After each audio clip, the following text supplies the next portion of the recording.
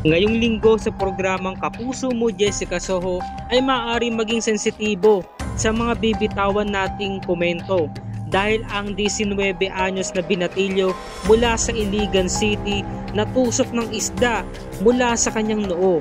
Anong klaseng isdang ito? Sabay-sabay nating alamin yan mga kapuso. Ngunit alamin muna natin ang istoryang ibinahagi ni John Paul.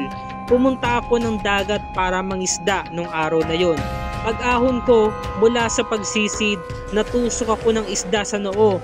Hindi na ako masyadong nakakita. Doon na ako sumigaw at humingi ng tulong sa kapatid ko. Akala ko tumusok talaga sa utak ko. Kinabahan po talaga ako.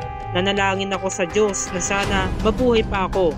Alamin natin ang karagdagang istorya mga kapuso at kakamustahin natin si John Paul kung ano ang kalagayan niya ngayon matapos siya matusok sa noo ng isang napakatalas na bibig ng isang isda. Sabay-sabay natin pakatutukan yan ngayong linggo ng gabi.